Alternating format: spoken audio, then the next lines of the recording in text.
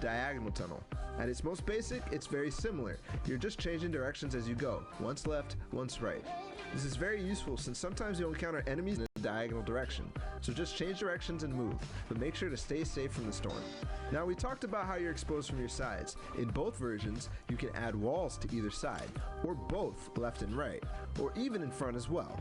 This gets really hard really fast, and this is why it's so impressive that not only are these high-level players tunneling so fast and without error, but at the same time going for crazy plays on unsuspecting opponents to rack up elimination points as well as placement points.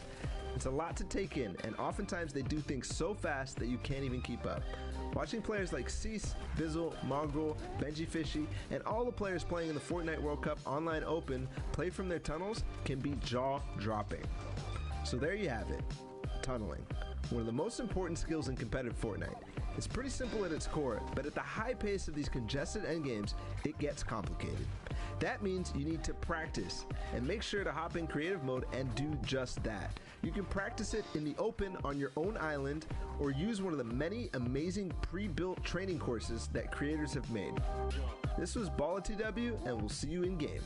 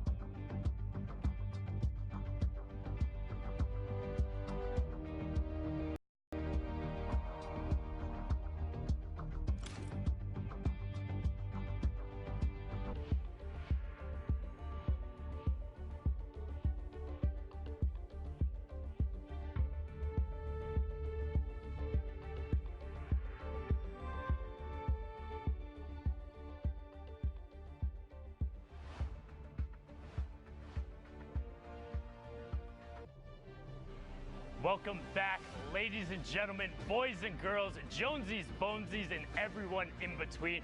My name is Sundown, and you're watching the Fortnite World Cup Online Open week number 9. Yes, week 9 already, which means it is the final week of the solos competition.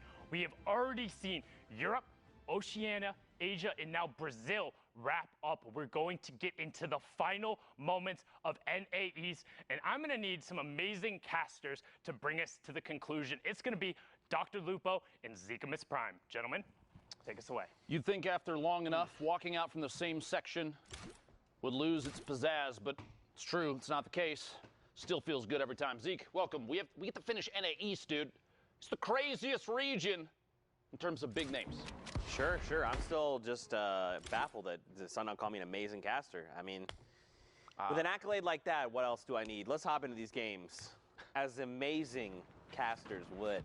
Here we go, though. Like you said, man, this is the tail end of NA East. And again, Fortnite fam, if this is your first time tuning in, maybe, you know, you've been with us in and out. Guys, this is it. The final week of solo competition. 9 minutes, almost 10 here left on the clock for these players to queue up. This is it, Lupo. This is literally these players' last opportunity to qualify and punch their ticket to the finals. Now, don't forget, we have 1 week left that has been moved, all right? And that will be the final duo week. But right now, it's all about solos. Remember, too, with that adjustment in scheduling comes a doubling of prize.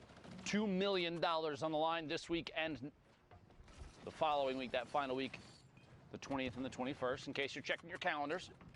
Appreciate Epic making a solid call there. You don't want to schedule multiple cool events simultaneously. Make sure everybody can watch and play, etc. Top of your screen there, and then we've seen multiple times climbing the leaderboard. Hogman squeaking outside that box on the left side. Meanwhile, Phenom here in front of you, pushing forward. On up 28 points right now. 2 eliminations, halfway full on materials, and the all-powerful tactical shotgun in the inventory. At this point, that's a joke in comparison.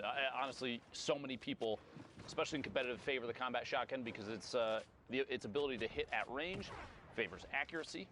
and the ability to ADS, aim down sights, for those that are not aware of what the acronym stands for, do just a little bit extra damage as everything kind of, accuracy is increased, everything's pushed together, the spread is not as severe. Shots from the outside here, a quick little tap. Lauden goes down. Phenom picking up the third elimination. That was a great wall, or ramp, excuse me, there to mount a little bit of a defense. You know, he saw the player, he eliminated the player, someone else saw him eliminate the player. I was trying to find a better way of saying that, but I was like, let's just go for it. And then, I respect the attempt. You know, I appreciate it. Got to try sometime.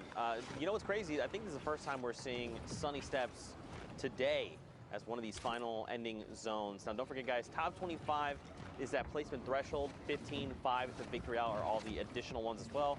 And every elimination is a point. So, Dr. Lupo, you know, these guys, we can't stress this enough. Like I said earlier, this is the final few moments. Everything they do is going to affect the standings, right? If they eliminate a player, if they get eliminated, maybe they make a bad call or a bad trade, it's going to directly impact the standings. On top of that, you can see big shifts in placement.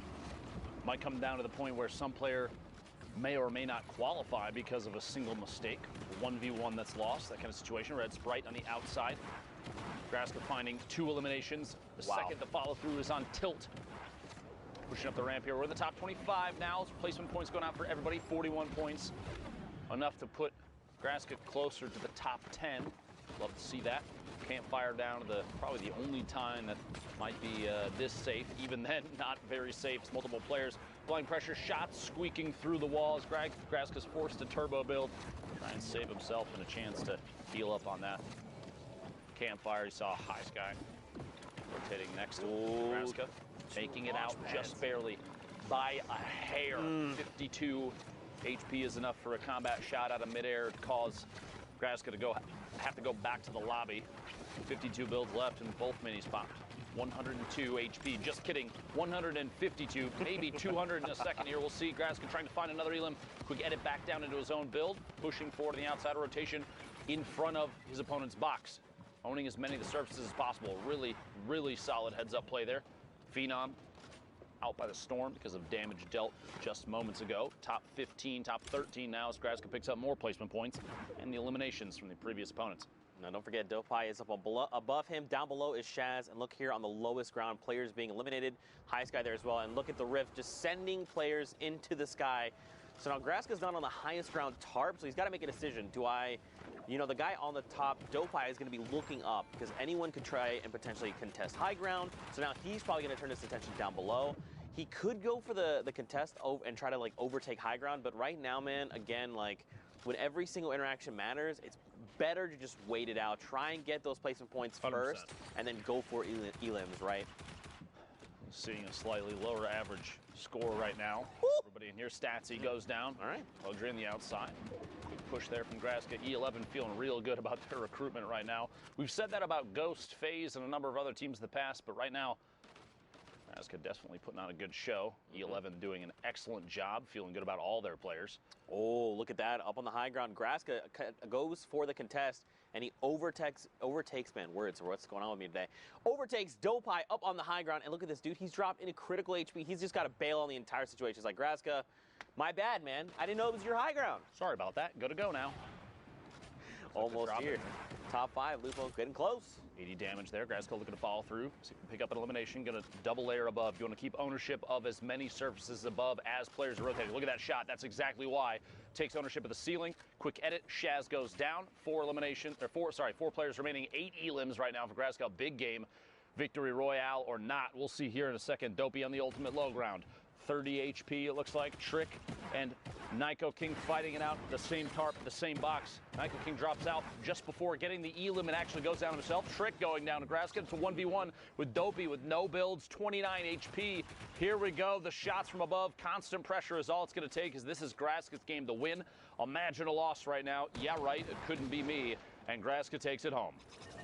Very well executed from him. Just identifying, you know, when to go for the high ground retake. Obviously, you want high ground heading into these later circles, but, like, you got to know when to do it. Because if you just go aggressive and you're like, you know what, I'm just going to challenge this guy, often at times it's met with a combat shotgun to the face. Timing is everything. Timing is absolutely everything. If you, like you said, if you have a player that pushes up at the wrong time, maybe that player that has the ultimate high ground is already aware of